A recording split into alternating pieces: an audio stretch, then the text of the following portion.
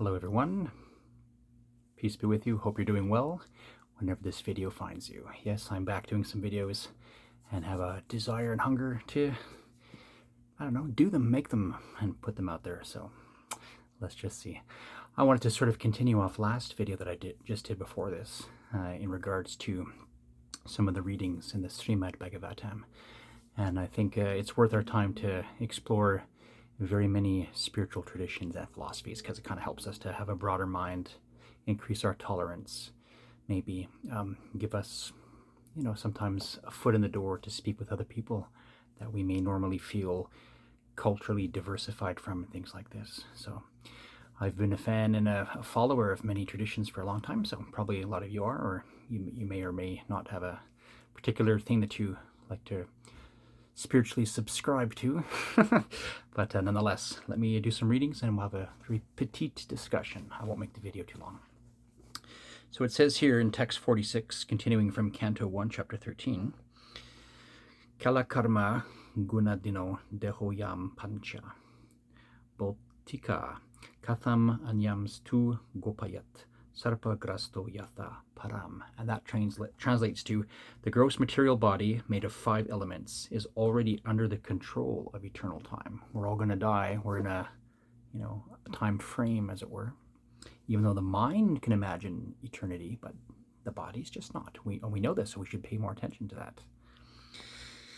So the body is already under the control of eternal time, kala, action, which is karma, and the modes of material nature, guna. How then can it, already being in the jaws of the serpent, as it were, protect others or even protect yourself? How can we fully, engage with that? So, and then it says, ahasatani sahastanam apadani chatuspadam falguni tatra mahatam jivo jivasya jivanam.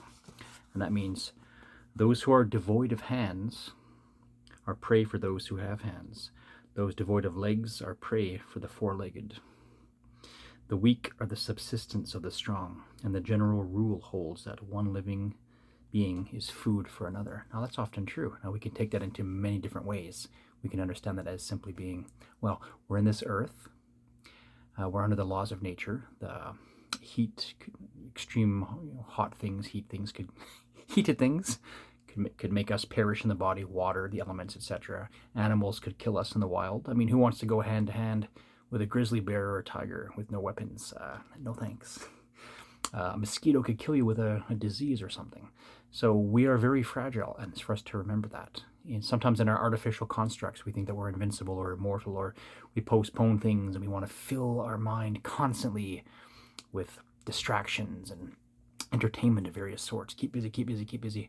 And then we forget to really look at the situation that we're in. It's like we need to step back from the predicament that we find ourselves in and go, hey, wait a minute. I'm going to die, and I should start to think about before and after my body, what is coming to me. My death is coming to me. So these are the things that are being described in this book. And I'm going to read one last text and then talk a little bit more about it. And that's about it. Nothing too long. So text 48 says, Tad idam Bhagavan Rajan eka atmatmanam svadark antaro nantaro bati pashya tam mayayo ruta. Sorry if I don't pronounce that perfectly in the old Sanskrit, but and it says, therefore, O king, you should look to the Supreme Lord only, who is one without a second and who manifests himself by different energies and is both within us and outside of us. So this is true. The main goal of the human experience is to, yes, slowly learn or quickly learn, and then become less of a victim to our own silly thinking and inclinations and the passionate, propensities that we might have. And we are in the world to learn, and this is, I always say many times, this earth is a jail and a school and a hospital all at once, a playing field, if you will, and a way in which we can learn enlightenment. We're going away from, let's say, animalistic inclinations, being immediate about everything and not thinking. And then as consciousness expands, and as the heart center as well expands, we become knowledgeable and become happy and free from many miseries. We become free from fear of dying. We become less afraid of what people are going to think about us.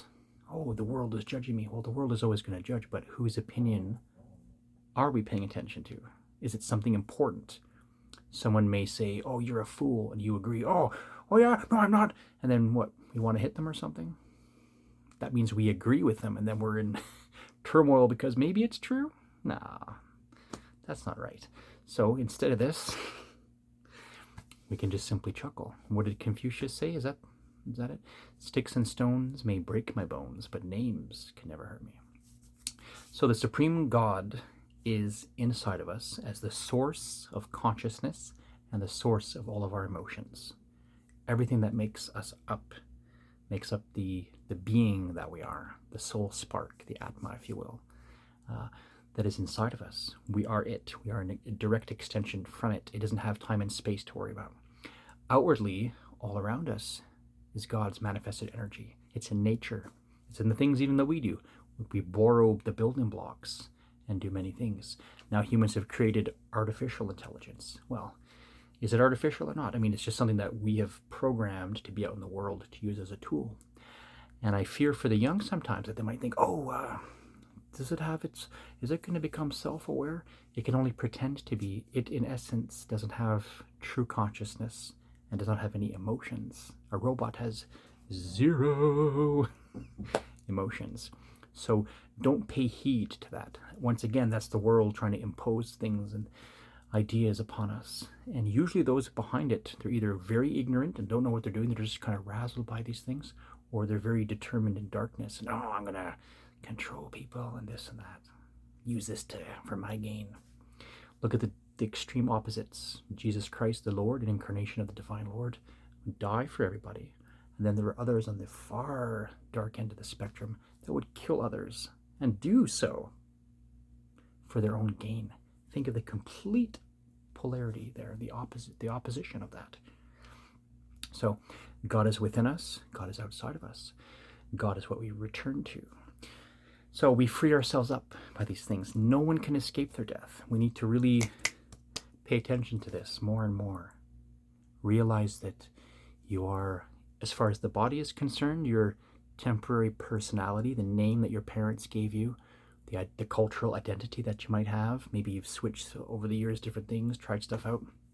In the end, we sort of become like a bright rainbow, if you will, a universal soul, happy, very content, very sure in the self, and not always super confident in every which way. Maybe we can still have some fears that pop up, but they are not the authority. God is the authority. We must take our refuge in God. What the Lord is saying in these stanzas is simply, well, if these things are true, Kala, the time, and the mortality aspect, and our frailty, our vulnerability, our fragility in the human arena, well, all these things are true anyways. So why don't we acknowledge and explore and search for the divine that is inside of us, that is us, our truest, highest nature, and that which is all around us. And God is in everywhere, every single place at once, omnipresent, everywhere at once, omniscient, knows all. And we also too, by becoming more and more developed and more like this, and relying on God more, not blindly, Lord, give me $1 million right now. Oh, the Lord didn't give me money, therefore God doesn't exist. That's not how it works. That's you or me or whoever being lazy and being the accuser. Oh, you're... If we, what's the saying? God helps those that help themselves, right? If we want to develop into these things, we can gain it, do it, even promote it. Oh, sorry for the loud clap there. Enlightenment comes in one sound of the hand clapping, or the 2 hands clapping, right? I botched that. There's a Zen quote. Enlightenment can come as swift as the sound of clapping hands. What is the sound of one hand clapping? Or Homer Simpson's joke. Ha ha. Anyways, I'll leave that with you. Much love. Sincere well-wishing for all of you. Let's find these substantial truths that are, well, relatable to all, to one and all. Amen. Om Kara. And I wish you a sublime moment, my friends. Take care. talk to you very soon. Catch you on the flip side. Yes.